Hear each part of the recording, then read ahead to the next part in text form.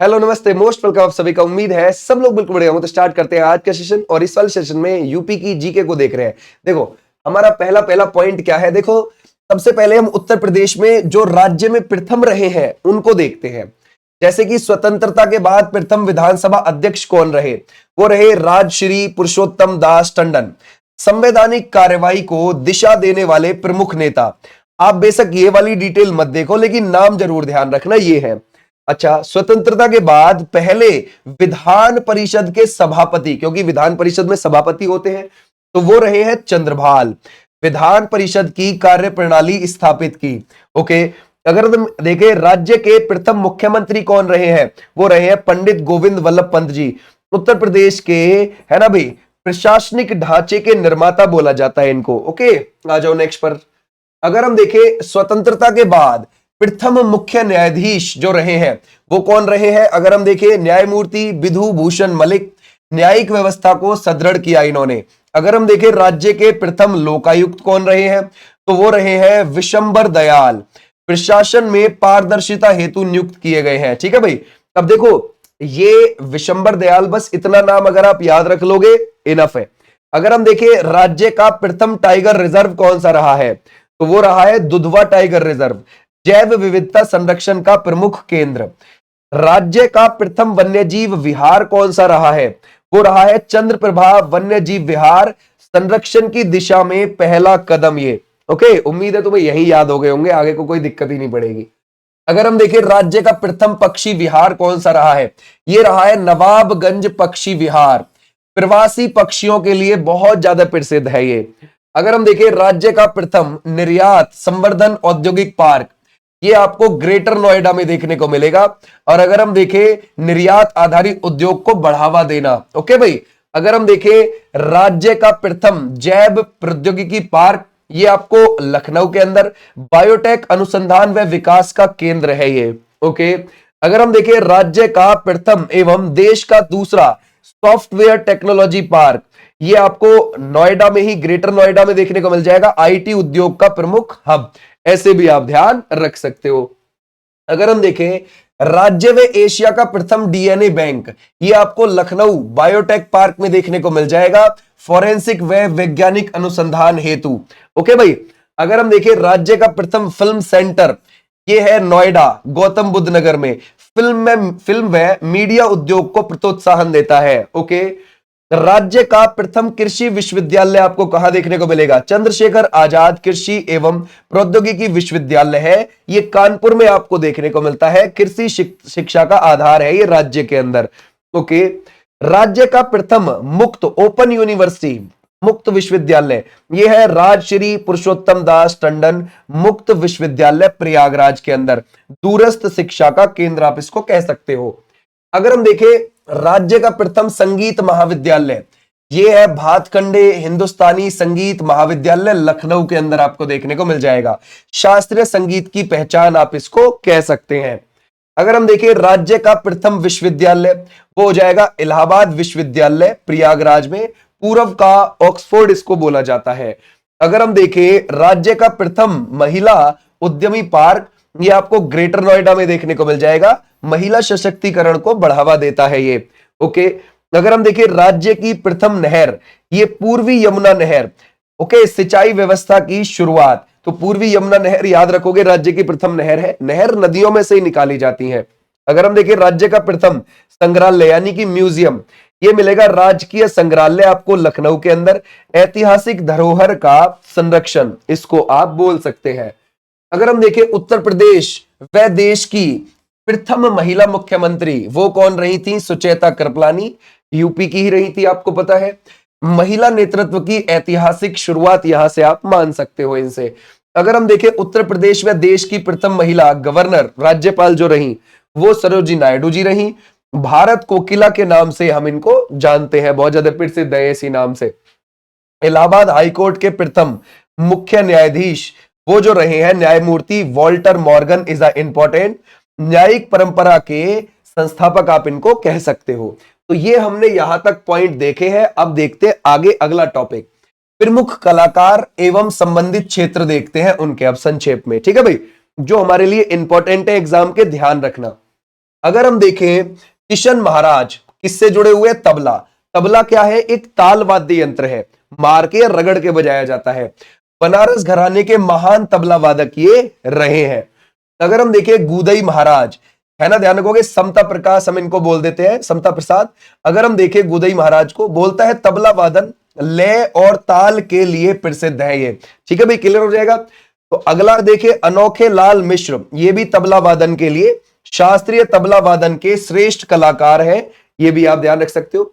अब देखो ये तो हो गए तबला वाले यहां तक। अब देखते हैं कुदऊ सिंह को, पखावज वादन है ये। ओके भाई, प्राचीन ताल परंपरा के प्रमुख कलाकार आप कह सकते हो।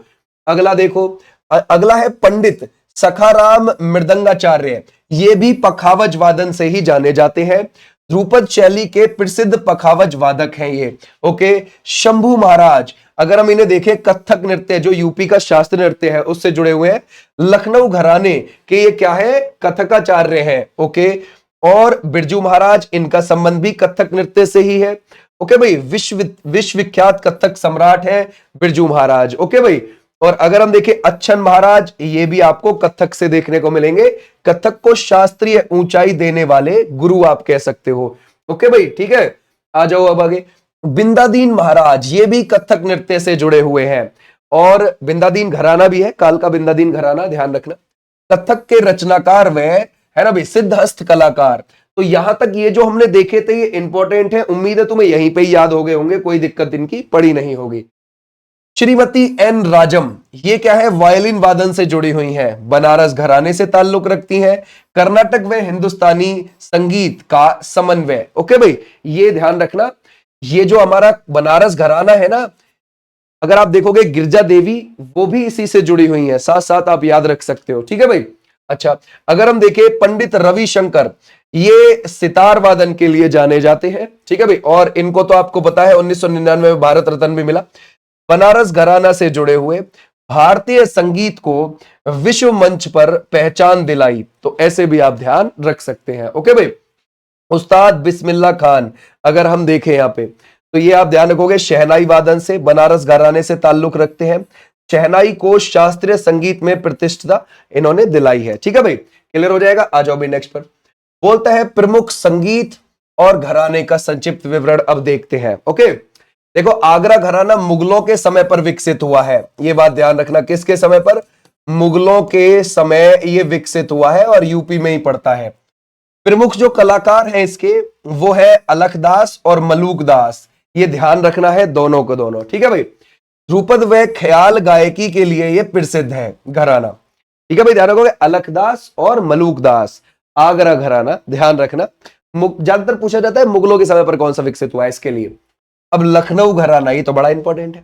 ठीक है भाई, अब लखनऊ घराना, एक बात ध्यान रखना, जो लखनऊ घराना है, जो बनारस घराना है, जो जयपुर घराना है, जो रायगढ़ घराना है, ये जो चार घराने हैं, ये कथक शास्त्रीय नृत्य से जुड़े हुए हैं, ये ध्यान रखना। ठीक है भाई, तो हम पहले ये देख लेते हैं कि भाई ये जो लखनऊ घराना है इसके बारे में, इसके प्रमुख कलाकार देखते हैं।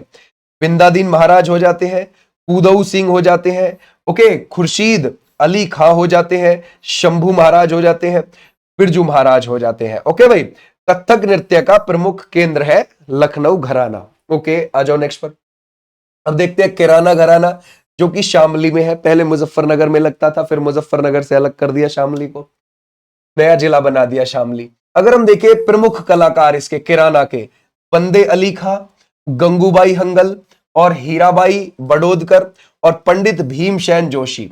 और इसकी जो स्थापना करी थी वो अब्दुल करीम खान ने करी है। क्लियर हो जाएगा, किसने करी है? अब्दुल करीम खान ने, है ना। स्वर प्रधान ख्याल गायकी के लिए प्रसिद्ध है ये घराना। ओके, अब ध्यान रखना, इसमें से जो आप गंगूबाई हंगल को देख रहे हो और ये जो पंडित भीमसेन जोशी को देख रहे हो, ये बहुत ज्यादा इंपॉर्टेंट है दोनों। अच्छा, अगर हम देखें बनारस घराने को, बहुत प्रसिद्ध है ये तो। ठीक है भाई, प्रमुख कलाकार जैसे छन्नूलाल मिश्र, बहुत इंपॉर्टेंट नाम है, ध्यान रखना। राजन साजन मिश्र, बहुत इंपॉर्टेंट नाम है। सितारा देवी, ठीक है भाई, ध्यान रखोगे। गिरिजा देवी, किशन महाराज, गुदई महाराज, है ना भाई, ध्यान रखोगे। और गुदई महाराज को आप समता प्रसाद बोल सकते हो। मोतीबाई और रसूलन बाई और सिद्धेश्वरी देवी, ये सारे ही इंपॉर्टेंट नाम है। ठीक है भाई, ये भी आप ध्यान रख सकते हो। गायन, नृत्य और ताल, तीनों के लिए, है ना भाई, ये समृद्ध है, तीनों में ही समृद्ध आपको देखने को मिल जाएगा। अच्छा अगला देखते हैं, भिंडी बाजार घराना आपको मुंबई के अंदर देखने को मिल जाएगा। ओके, अब देखो ध्यान से, इसकी जो स्थापना है मुरादाबाद के छज्जू खां, ठीक है भाई ध्यान रखोगे, नजीर खां एवं खादिम हुसैन द्वारा ये की गई थी। तो ये इसलिए इंपॉर्टेंट बन जाता है क्योंकि उत्तर प्रदेश के मुरादाबाद के इन लोगों के द्वारा की गई है। विशेषता क्या है, लयात्मक और सरस गायकी के लिए जाना जाता है। लता मंगेशकर जी ने इसी घराने के उस्ताद अली खान से, है ना भाई, संगीत शिक्षा ली है। तो ये आप ध्यान रखोगे। और लता मंगेशकर जी को आपको पता है कि भाई क्या मिला हुआ है 2001 में भारत रत्न। देखो इलाहाबाद घराना, इलाहाबाद या प्रयागराज घराना, देखो ये प्रसिद्ध तौर पर तो जाना नहीं जाता, ये बात ध्यान रखना। यहां कोई स्वतंत्र संगीत घराना नहीं है, ठीक है, परंतु महान गायिकाएं केसरबाई केरकर एवं जानकी बाई का संबंध प्रयागराज से रहा है। ओके भाई, अगर हम देखें बांसुरी वादन के लिए, बांसुरी जो कि एक सुशिर वाद्य यंत्र है, फूंक मारकर बजाया जाता है, हरिप्रसाद चौरसिया विश्व विख्यात बांसुरी वादक रहे हैं। पन्नालाल घोष का संबंध भी इन्हीं से आप लगा सकते हो, बांसुरी वादन से ही। रघुनाथ सेठ बांसुरी वादन के प्रमुख कलाकार, ये जो उत्तर प्रदेश से है, दोनों हम उनको देख रहे हैं, ठीक है भाई। आ जाओ नेक्स्ट पर।